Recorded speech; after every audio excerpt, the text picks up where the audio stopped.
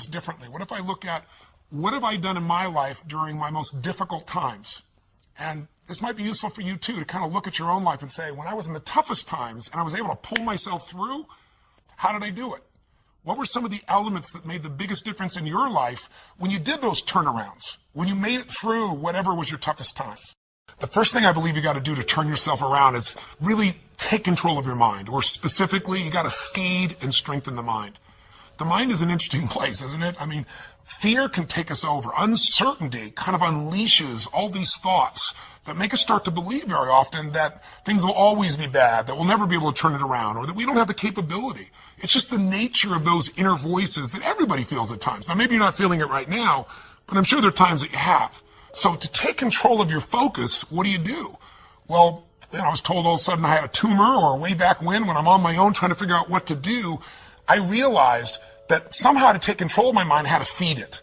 That if I didn't feed my mind, I'd be living on the weeds that came around me. I mean, today, if all you do is, pick up your phone, you've got all kinds of messages that are going to get your full attention, or flip on Google and check out the news, or watch CNN, or whatever it is you do, it's constantly coming at us. One of my first teachers, Jim Rohn, taught me something years ago. He said, Tony, every day you got to stand guard at the door of your mind. He said, I'll give you a good lesson. He said, think about this. What if your worst enemy in the whole world came and dropped some sugar in your coffee? He said, what would happen to you? And I was just a 17-year-old kid just getting started. And I said, what do you mean? I'd have sweet sugar. He said, that's right. He said, what if your best friend, with the best intention in the world, dropped one drop of strychnine in your coffee? I said, I'd be dead. He goes, that's right. So remember, life is both sugar and strychnine, and you better stand guard at your coffee. Stand guard at the door of your mind, because things feed in there and you start to accept them. They start to become beliefs. You start to make up meanings that take over your life. My fastest way of combating that when I was first brand new, just trying to figure out what to do with my life, was to read. And I was poor. I was literally sleeping in my car. So I'm ancient enough to remember when there wasn't an internet, and when I would go to the library. And I would go to that library, and my whole goal was feed the mind. Feed the mind for at least an hour minimum a day, and sometimes more than that, where I would read somebody's biography. I'd read the story of somebody who went through some unbelievably difficult time and how they turned it around. And it gave me perspective. Or I'd read a book like As a Man Thinketh. If you haven't read it, it's worth reading again and again. You can read the book in about 20 minutes. Or I'd read Man's Search for Meaning, where all of a sudden Viktor Frankl, a man who was literally living at that time in Auschwitz, losing all of his family, and he figured out how to make it through that time and add value. These stories, these things fed my mind something nutritious, something strong. If we are what we eat, we are what we read, we are what we listen to. Later on, I began to feed my mind, about understanding the ideas around health principles and how people had turned themselves around who had tumors, who had cancer.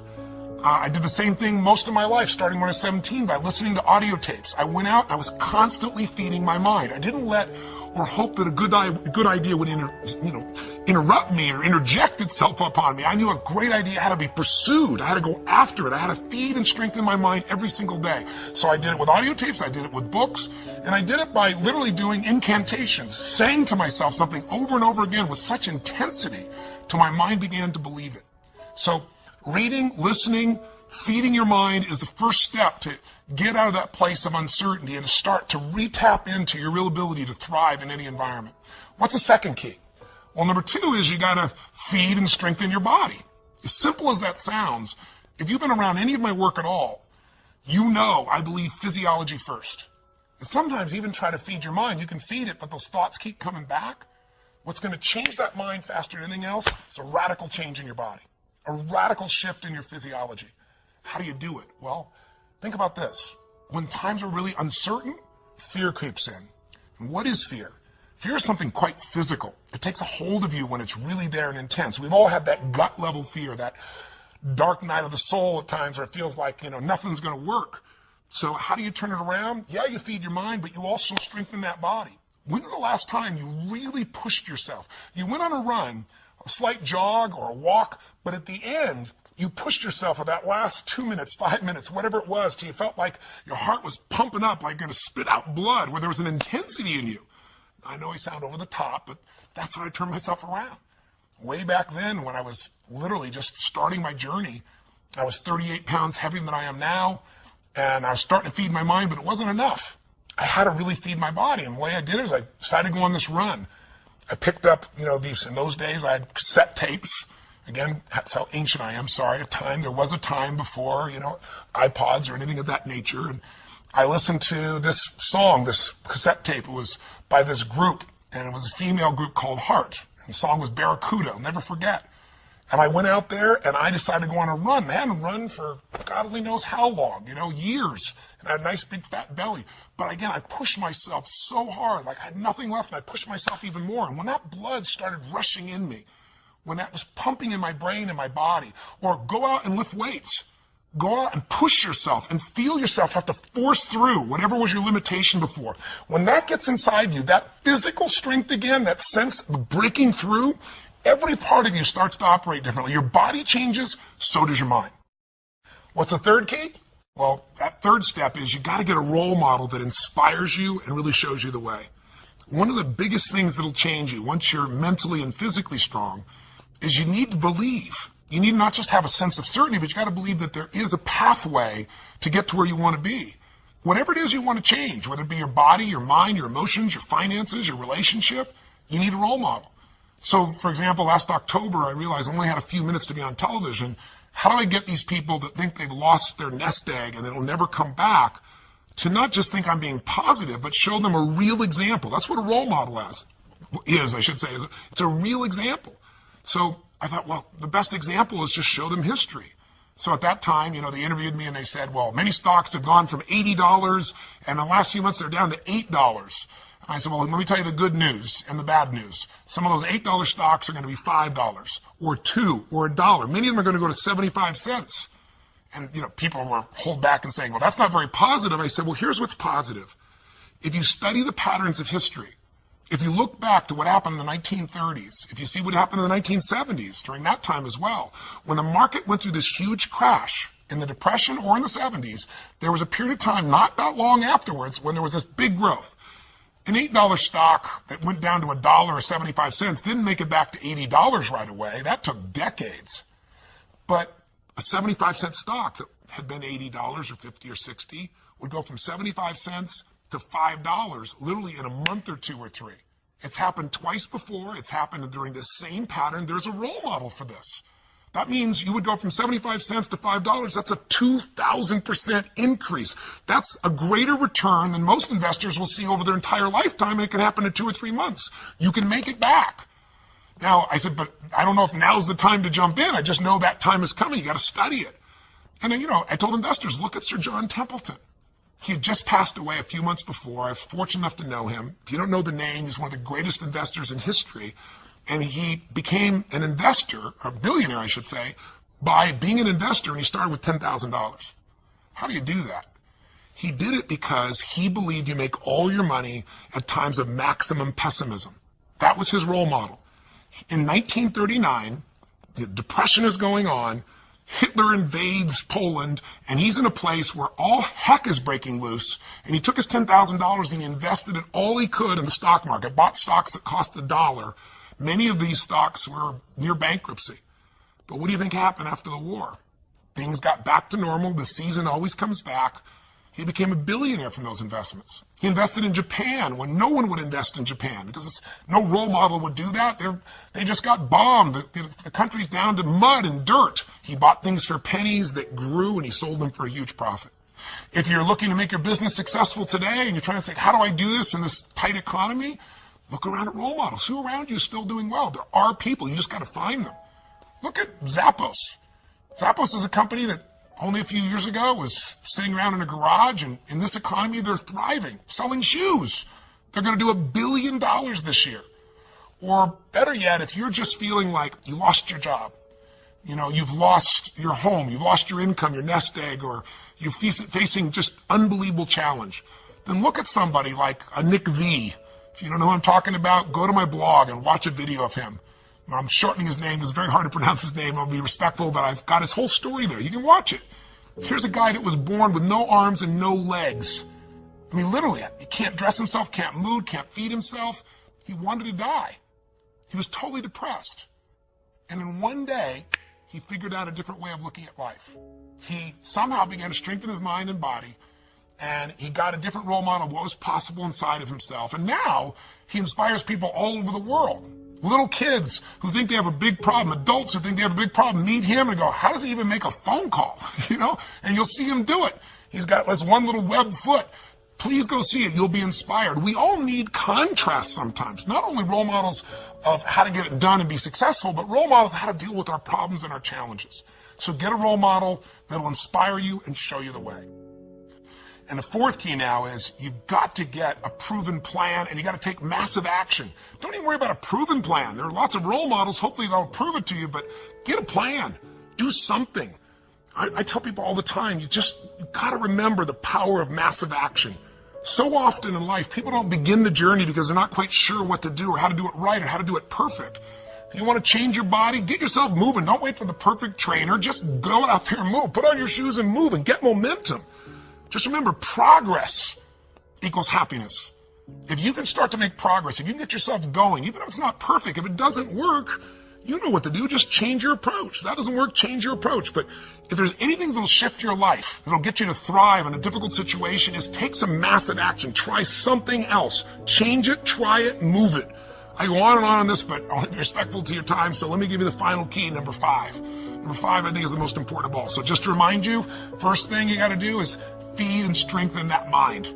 Read, listen, feed the mind. Take control of that focus. Stand guard at what other people are saying. Focus on what it is you're here to give, what you can control, what you can make happen. Number 2, feed and strengthen that body. Remember, fear, uncertainty, they're physical experiences. So the best way to deal with something physical is get physical.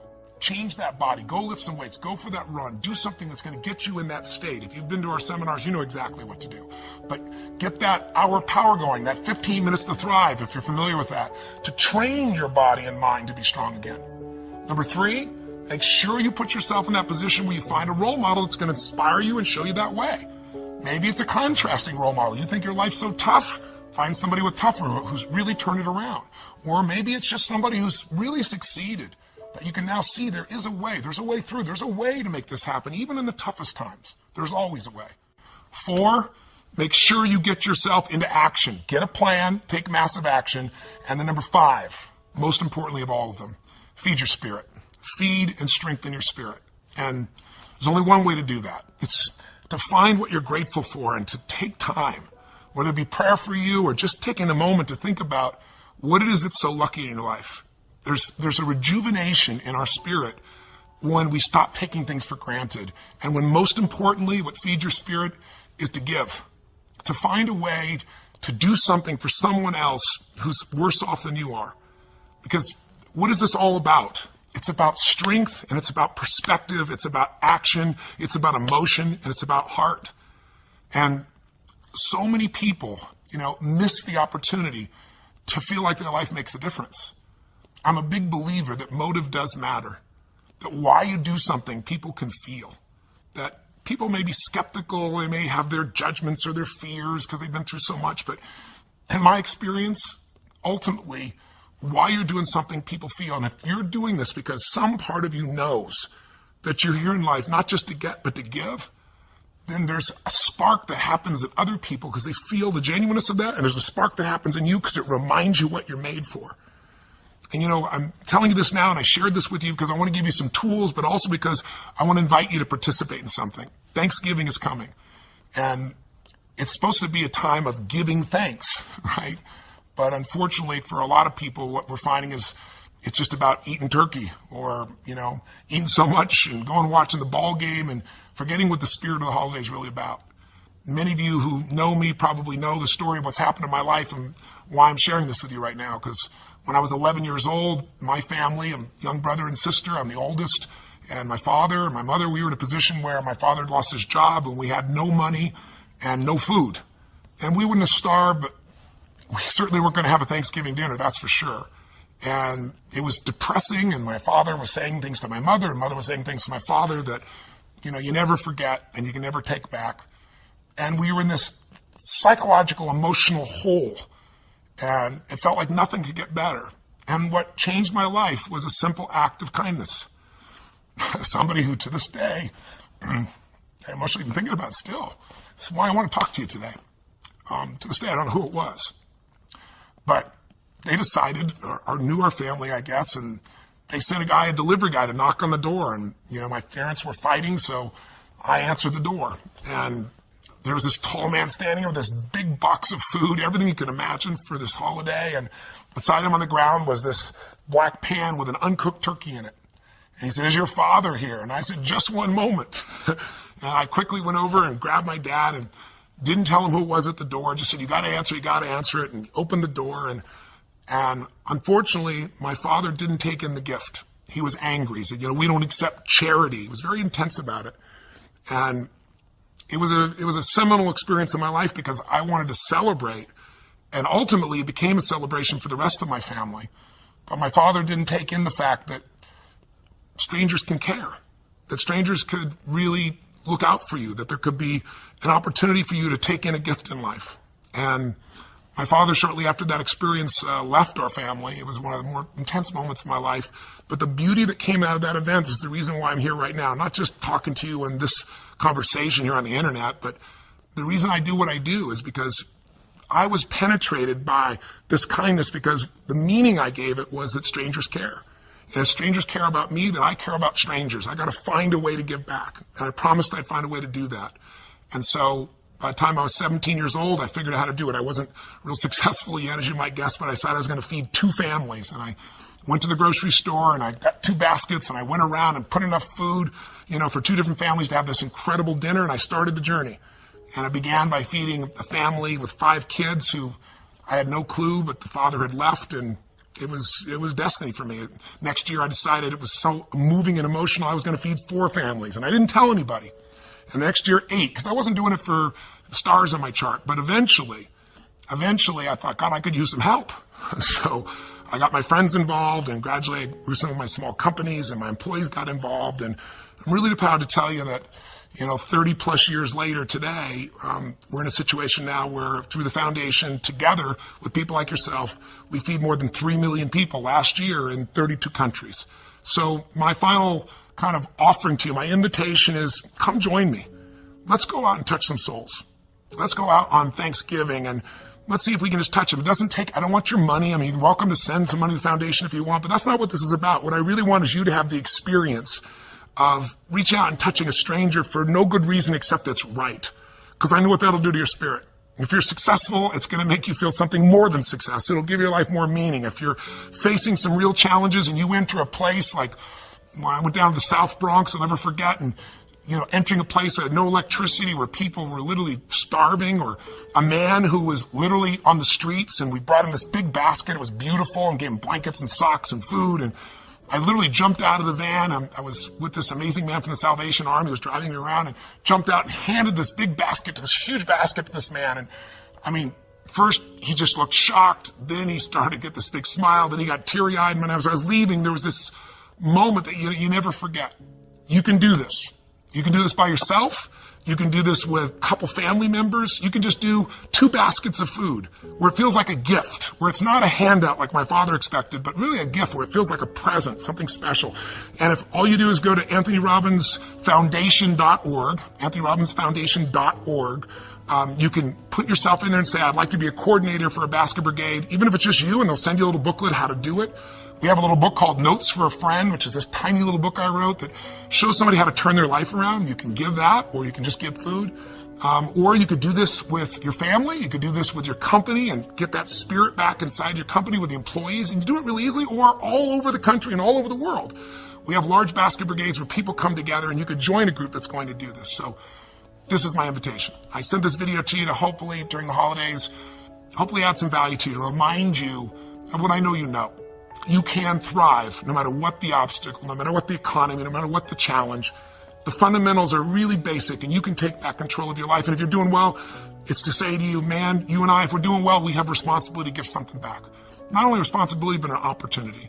So thanks for listening for so long. I hope this has been helpful for you. Sorry I'm emotional, but it doesn't matter how many decades I've been a part of this.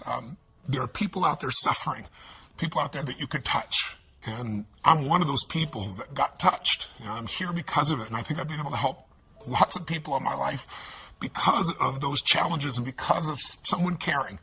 And I know you care too, or you still wouldn't be watching this crazy video. So thank you for watching, and please go to AnthonyRobbinsFoundation.org and join me in the Basket Brigade, or do something to make this Thanksgiving different or more meaningful. And I hope this has been helpful to you in your life in some way. And again, I appreciate your time, and I look forward to hopefully our paths cross again sometime soon. Till then, live strong, live with passion, and God bless you.